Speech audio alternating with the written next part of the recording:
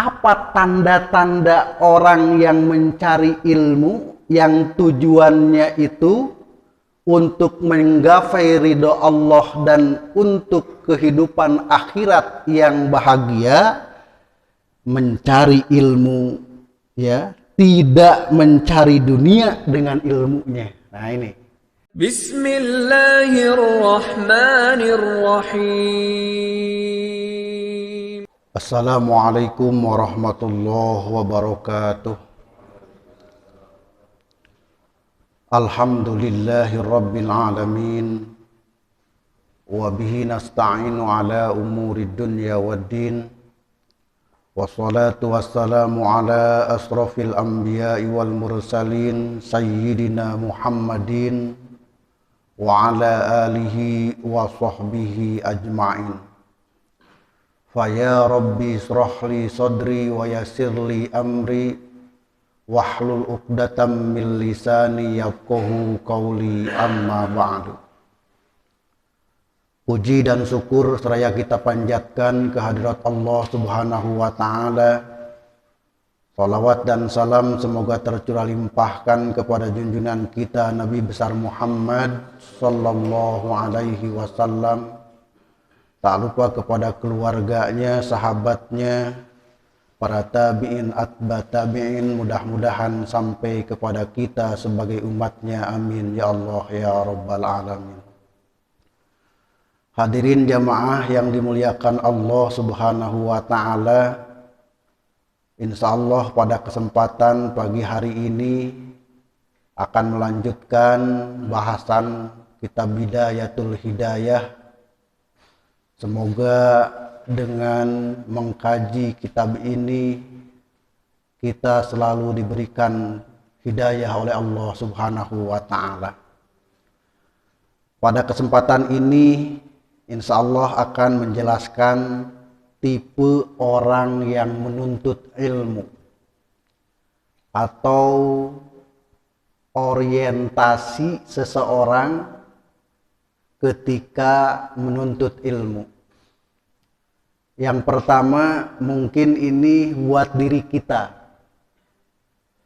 Ketika niat kita dulu mencari ilmu, karena ilmu ini umum, walaupun mungkin ini lebih spesifik terhadap ilmu agama. Tetapi saya kira kalau dilihat dari sejarah ilmu, adanya perbedaan antara ilmu agama dengan ilmu umum itu adalah rekayasa dari penjajah Belanda. Penjajah Belanda dulu memisahkan antara ilmu agama dengan ilmu umum.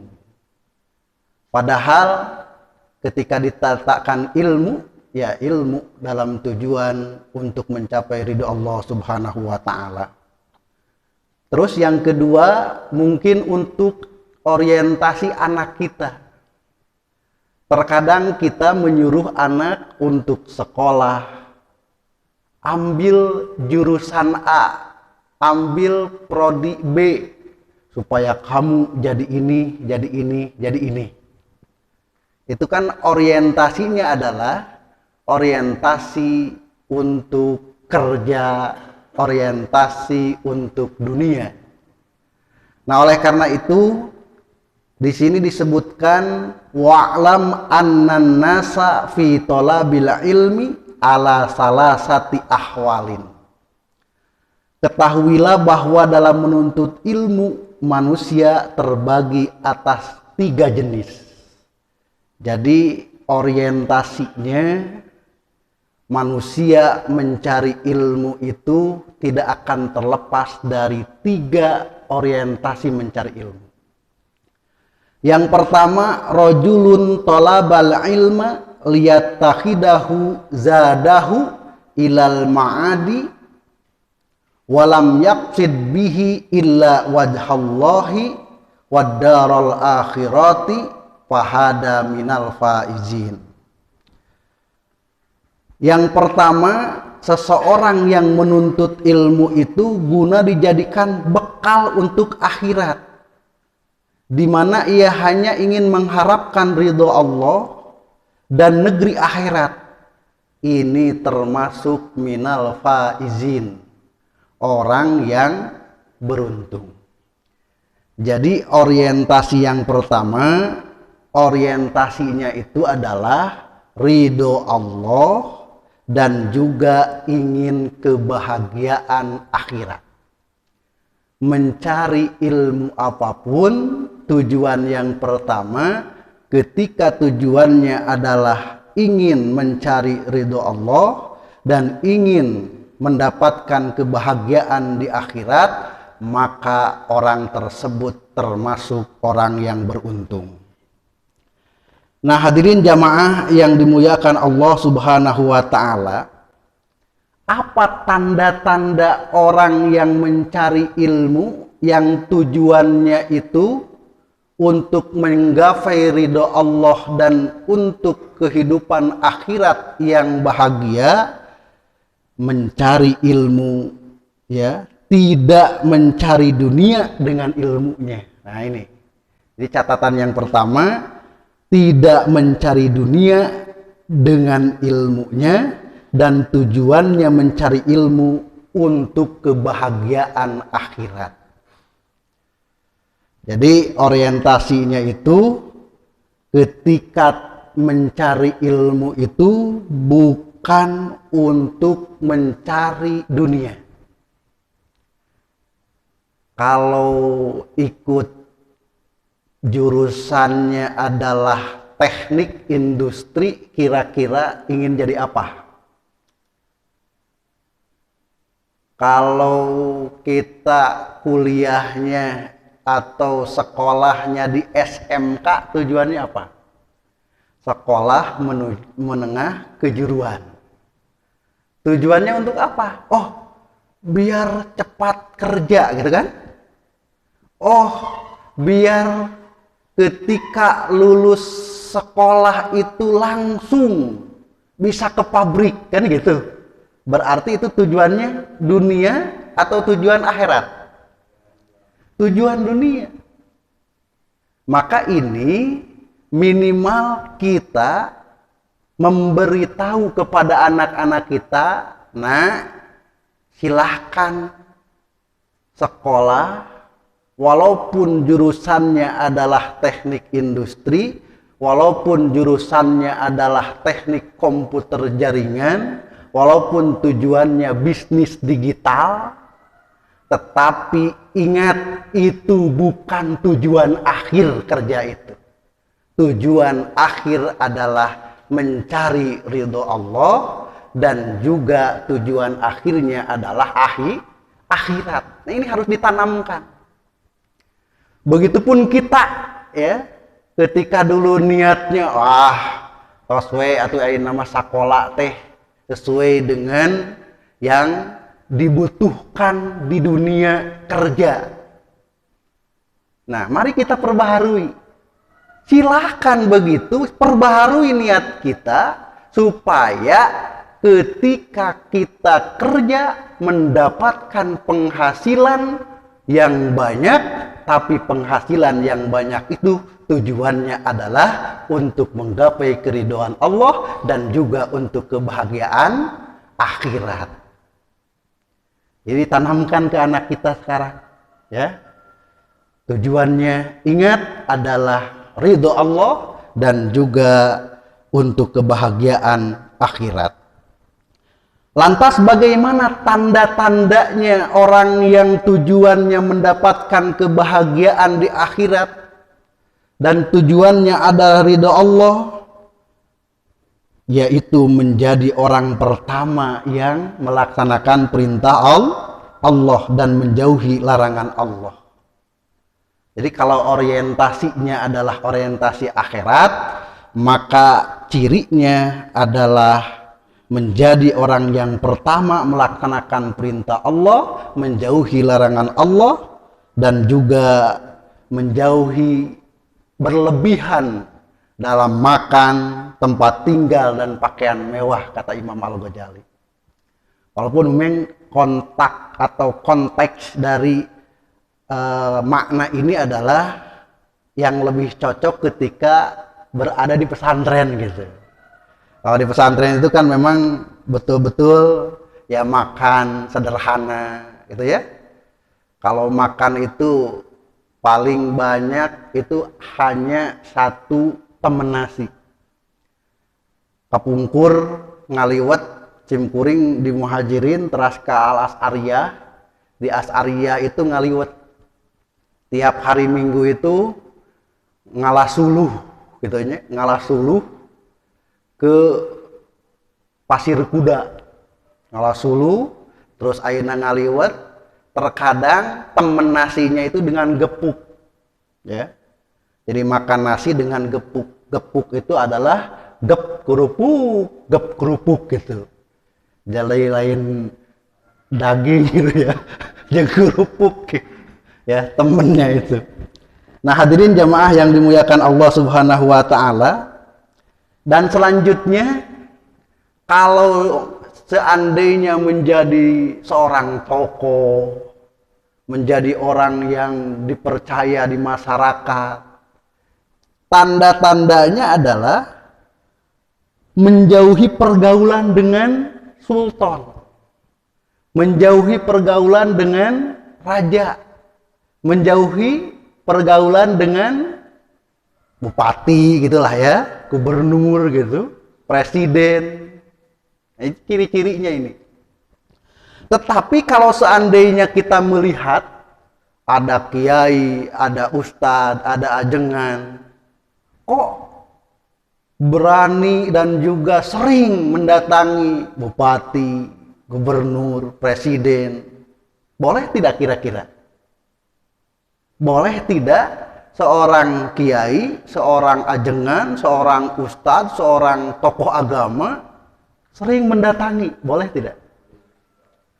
Boleh, dengan tujuan satu, menasehati gitu ya, menasehati, bukan mencari sesuap nasi. Nah ini kalau datangnya untuk menasehati nggak masalah. Makanya ini para ulama ini ada bermacam-macam pendekatan kepada pemerintahnya itu.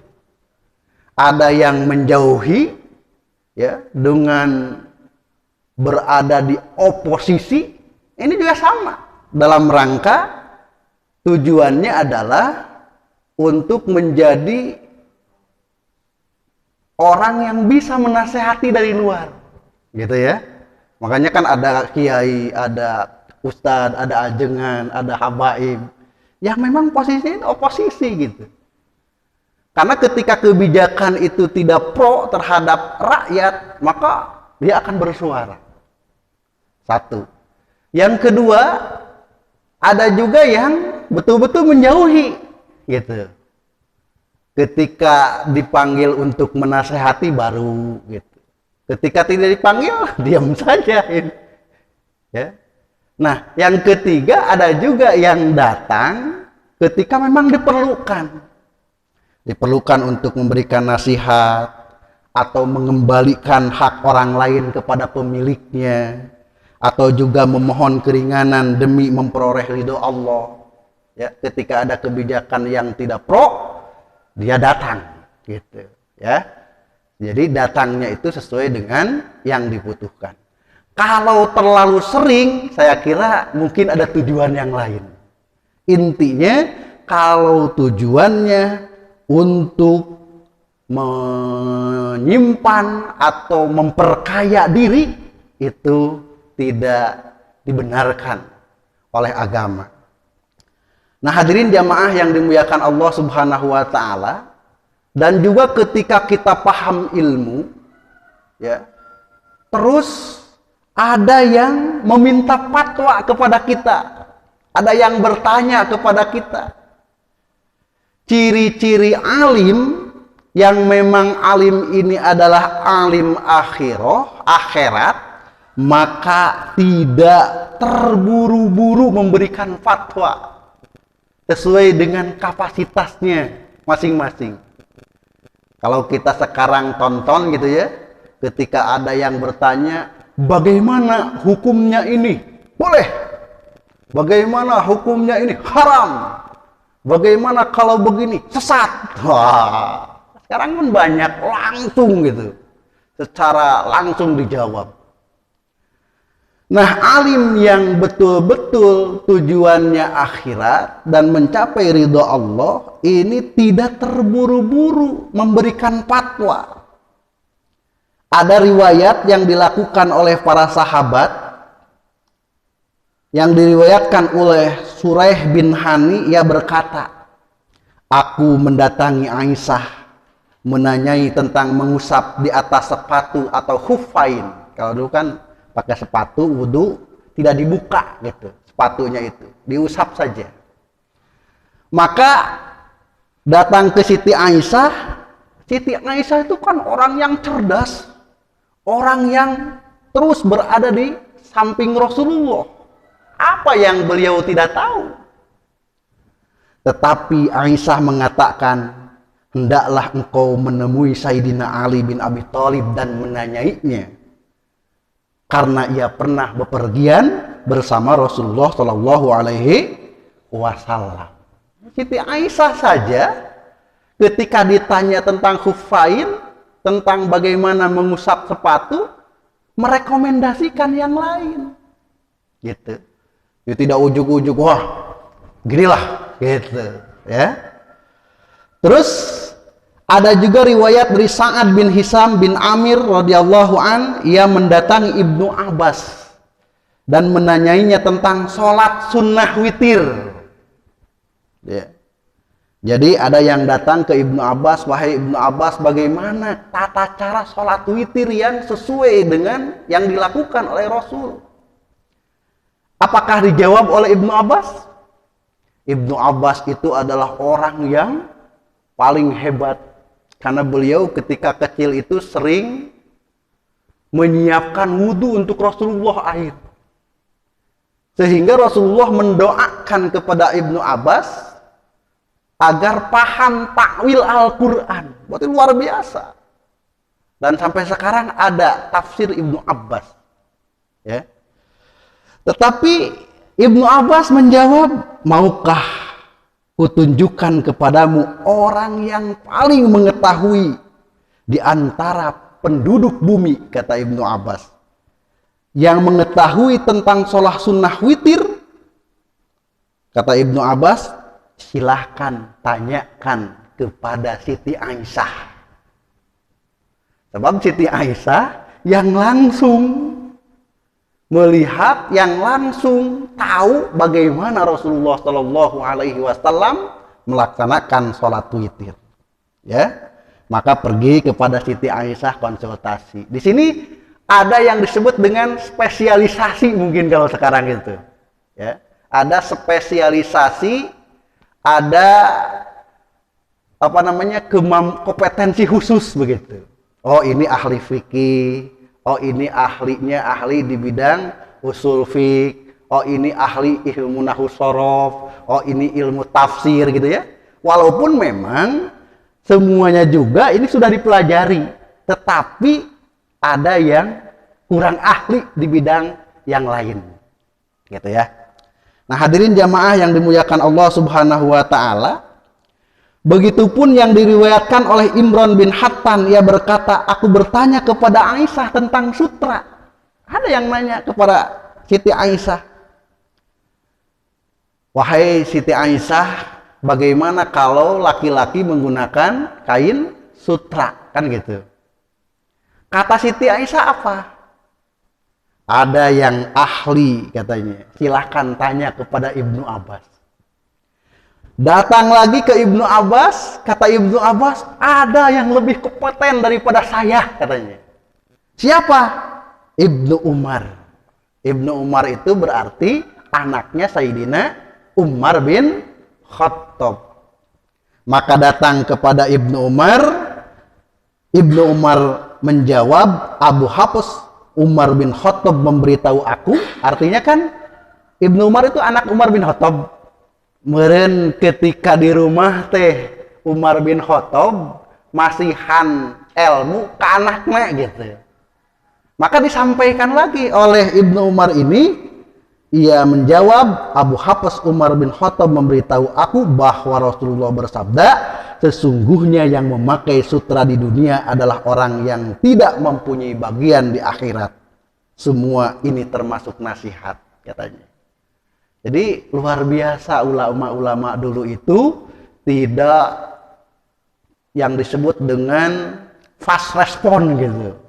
Bagaimana hukum ini? Ini, waduh, asapang jagona gitu maksudnya. Ya. Nah hadirin jamaah yang dimuliakan Allah Subhanahu Wa Taala, jadi kriteria yang pertama orientasinya, ketika orientasinya itu adalah untuk ridho Allah dan kebahagiaan akhirat, maka orang ini termasuk orang yang beruntung. Yang kedua, warajulun talabahu layasta'ina bihi ala hayatihi al-ajilati wa yanala bihi al-ijja wal jaha wal mala wa huwa alimun bidalika mustas'irun fi qalbihi raqaqata halihi wa hissata maqsadihi fahada minal muhatarina. Yang kedua, seseorang yang menuntut ilmu guna dimanfaatkan dalam kehidupan di dunia sehingga ia bisa memperoleh kemuliaan. Ya, yang tadi itu. Saya ingin masuk ke jurusan itu agar menjadi orang yang dihormati, kemuliaan. Wal jaha, mempunyai kedudukan. Pokoknya saya ingin masuk ke jurusan ilmu politik.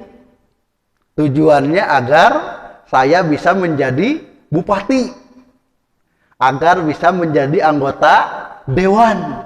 Itu kan masuk ke jurusan ilmu politik itu. Padahal kalau mau jadi anggota dewan gampang. Sering-seringlah ikut berjamaah sholat. Maka ada ketua dewan di sini, Pak Effendi, ketua dewan kemakmuran masjid. Kita semua ini anggota dewan, begitu loh. Kalau dewan itu adalah perwakilan rakyat, kalau kita sudah makmur, dewan kemakmuran masjid, ya sudah makmur, kita nggak usah digaji, gaji dari Allah Subhanahu Wa Taala gitu loh. Ada juga DKM itu dewan keluarga masjid.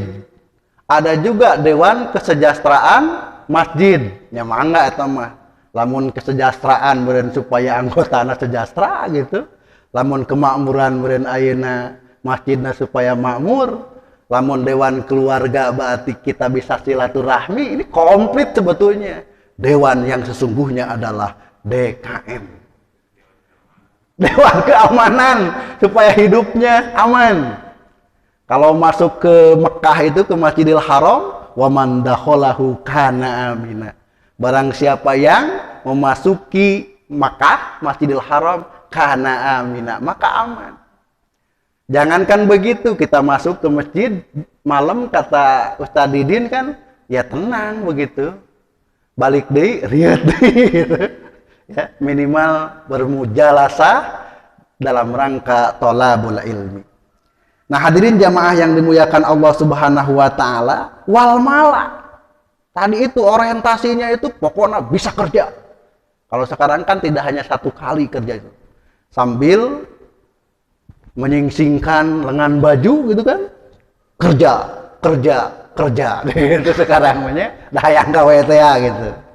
Bagaimana wahwa alimun bidalika mustas'irun fi qalbihi, bahwa dalam hatinya itu merasa ada kelemahan. Oh, tujuan kita sebetulnya mah tidak baik begitu. Ya. Tujuannya itu adalah wahissata maqsadihi, dan kehinaan tujuannya. Fahada, maka yang punya orientasi seperti ini minal muhatorina, termasuk orang yang dikhawatirkan, berisiko gitu. Jadi kalau bapak-bapak dulu punya tujuan mencari ilmu itu tadi untuk kerja, untuk dunia, ini berisiko. Tapi bagaimana fa'in ajaluhu qabla taubati khifa alaihi min su'il khatimah. Nah ini yang dikhawatirkan. Wa baqiya amruhu fi khotoril masiah. Jika ajalnya tiba sebelum sempat bertaubat, yang dikhawatirkan adalah akhir yang su'ul khotimah dan keadaannya berbahaya. Jadi kalau masih hidup, tujuan untuk mencari dunia itu beresiko. Tetapi kalau sudah meninggal, ini berbahaya. Karena tujuannya bukan untuk keridhaan Allah, bukan untuk akhirat yang ingin digapai kebahagiaannya. Gitu ya. Jadi ini dikhawatirkan su'ul khotimah, mawat nateh gitu. Sebab yang namanya kehidupan itu penilaiannya adalah di akhir. Berbeda dengan kalau kita melaksanakan kerja. Kalau kerja di pabrik kan dipertimbangkan kan?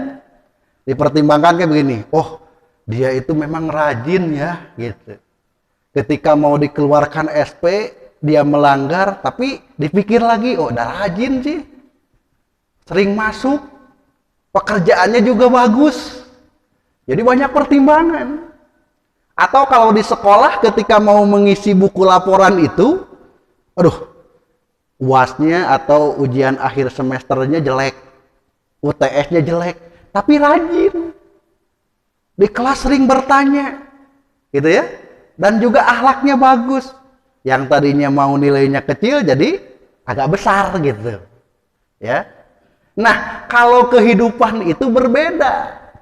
10 tahun, 20 tahun, 30 tahun, 40 tahun, terus sampai 50 tahun maksiat.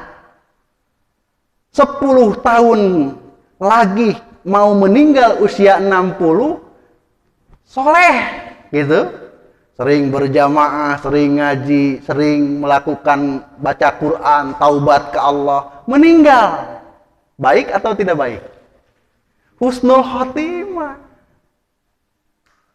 Nah berbeda, wah umur 10 tahun, alus 20 tahun, baik, 30 tahun, hebat, 40 tahun, soleh, 50 tahun, sering ke masjid.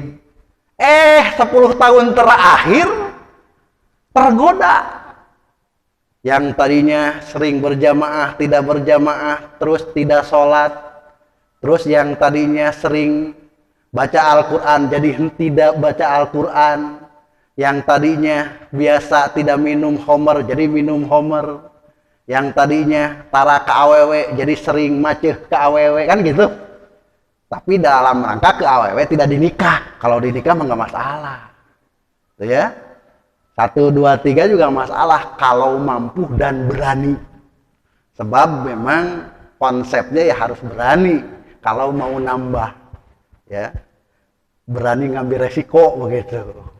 Dan memang bagusnya harus terus terang. Kalau tidak terus terang, kebanyakan suka berbohong. Gitu kan? Ketika ditanya, "Pak, ini uang kok jadi segini sih?" Saya sumbangan ke masjid. Masjid apa? Itu yang di sebelah masjid. Istrinya sebelah masjid gitu. Padahal ke istrinya yang kedua gitu. Tapi kalau berbicara dua-dua itu Pak Parlin suka kurang enak katanya. Karena tidak ada keberanian. Nah hadirin jamaah yang dimuliakan Allah Subhanahu wa Ta'ala. Jadi ini berbahaya kalau meninggal. Tapi bagaimana kalau begini? Wa in wuqifa li taubati qoblal hululil ajal wa adhafa ilal ilmi al amala wa tadaraka ma farata minhu minal kholali at-tahaqqa bil faidina fa inna taibu minad danbi kaman la dan balah. Tapi jika ia sempat bertobat sebelum ajal tiba, lalu berilmu dan beramal serta menutup kekurangan yang ada, maka ia termasuk orang yang beruntung pula. Ya, sebab orang yang tobat dari dosa seperti orang yang tidak berdosa. Yaitu fa inna taib minad danbi kaman la dan balah. Karena sesungguhnya orang yang bertobat dari dosa ia seperti orang yang tidak mempunyai dosa. Jadi kalau bapak-bapak dulu orientasinya adalah orientasi dunia, mencari ilmu itu, dan juga menerapkan ke anak orientasinya orientasi dunia, buru-buru tobat gitu. Perbaiki dari sekarang. Ya Allah, geningan apa yang aku lakukan dulu niatnya adalah untuk mencari kehidupan dunia tidak baik. Ayo nama taubat ya Allah, semua yang aku kerjakan tujuannya adalah untuk ridha Allah, tujuannya adalah untuk kebahagiaan akhirat. Maka itu termasuk orang yang beruntung. Lamun teu kaburu maut gitu. Lamun pengharirup keneh, orientasinya sekarang dirubah. Itu kriteria orang yang kedua. Bagaimana kriteria orang yang ketiga? Warajulun salisun istahwada alaihi as-saytanu fattakhada ilmuhu dari'atan ila takasuri bil mali wattafahuri bil jahi wa ta'ajjuji bi kasratil ittiba'i yadkhulu bi ilmihi kulla madkhalin raja'an ayyaqdiya minad dunya wa tarahu wa huwa ma'adhalika yudmiru fi nafsihi annahu 'indallah bimakanin littisamihi bisimatil ulama wa tarussumihi birusumihim fizzai wal mantiki ma'a takalubihi ala dunya dhahiran wa batinan. Ini yang ketiga. Yang ketiga itu seseorang yang terpedaya oleh setan. Ia menggunakan ilmunya itu sebagai sarana untuk memperbanyak harta, ya, serta untuk berbangga dengan kedudukannya dan menyombongkan diri dengan besarnya jumlah pengikut.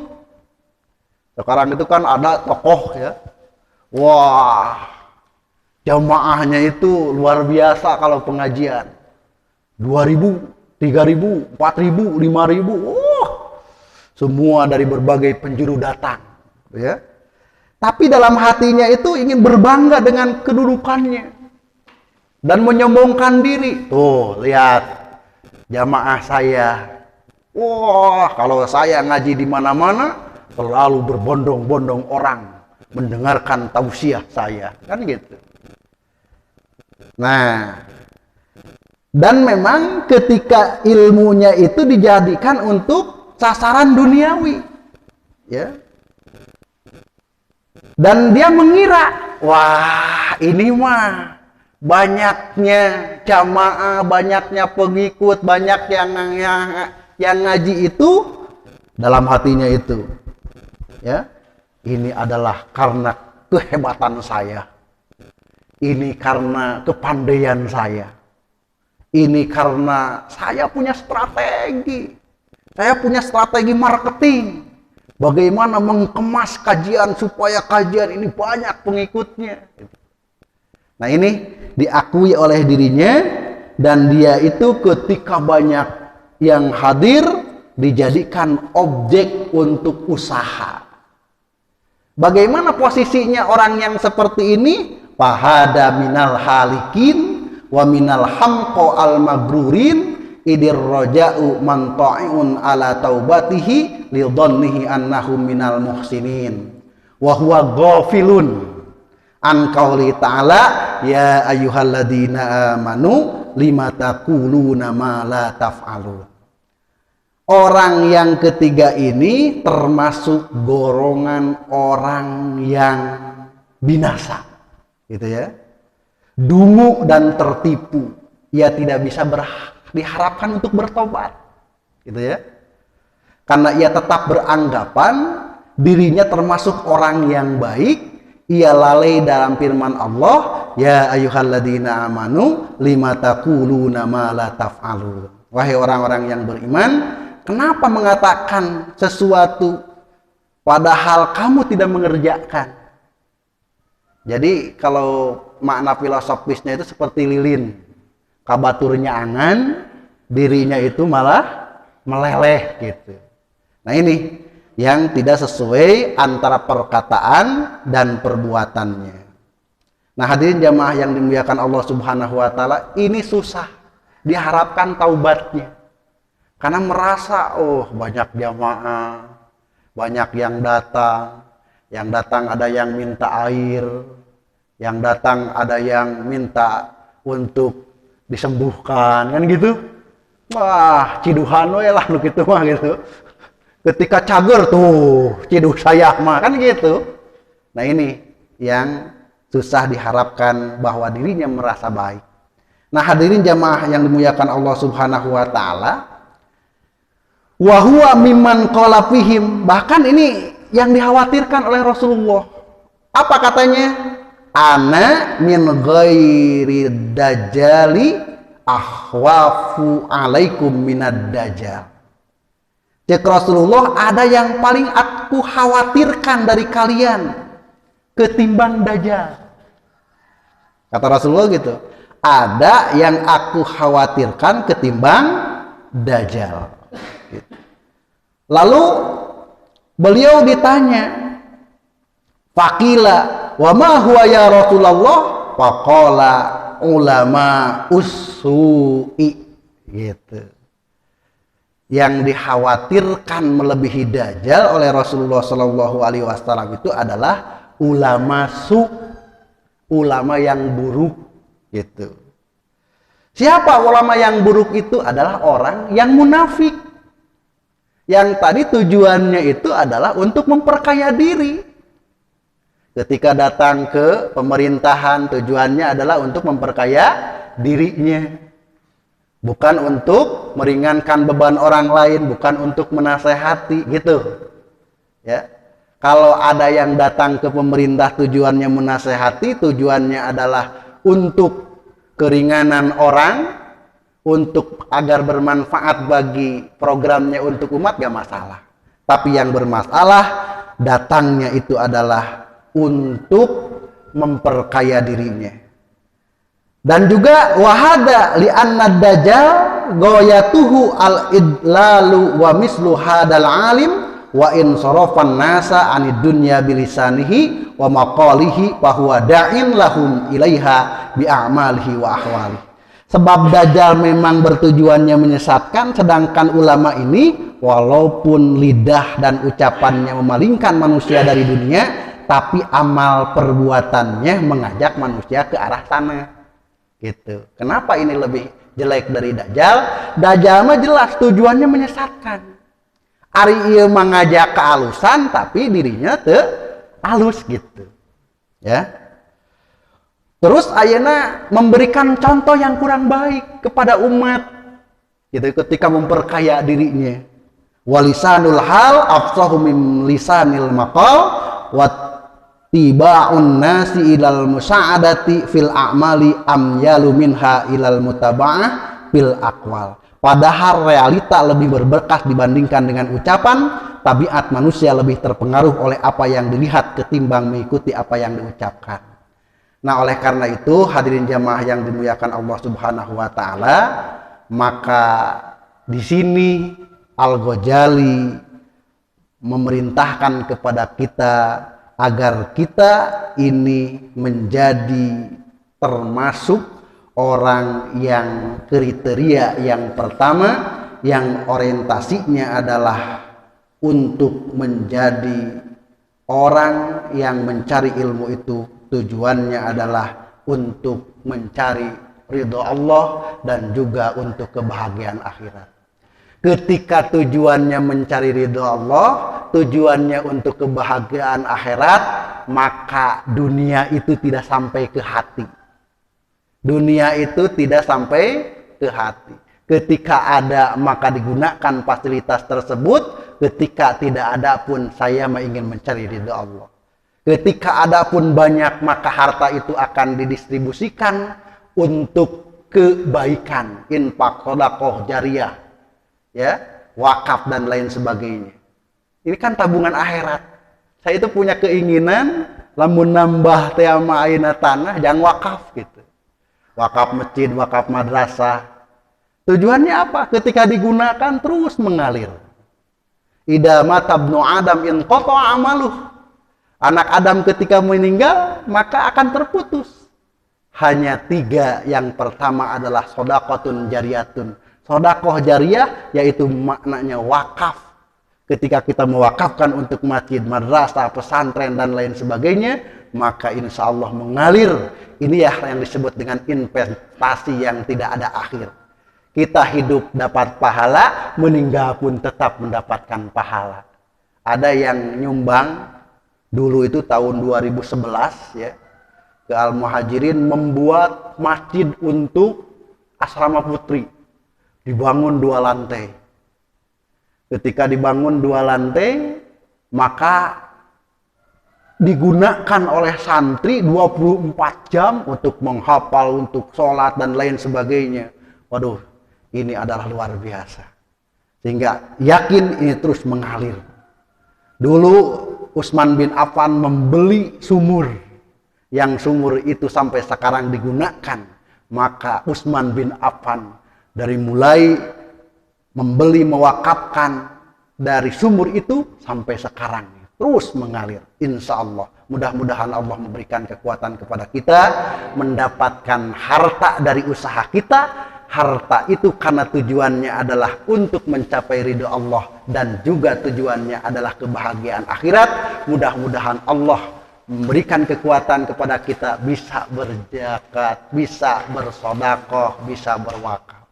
Ya, mudah-mudahan itu yang kita harapkan dan kita sama-sama berdoa kepada Allah, mudah-mudahan tetap istiqomah mengaji, tetap istiqomah berjamaah sehingga kita mencapai ridho Allah Subhanahu wa taala. Demikian, mudah-mudahan ada manfaatnya. Wallahul muwaffiq ila aqwamit thoriq. Wassalamualaikum warahmatullahi wabarakatuh.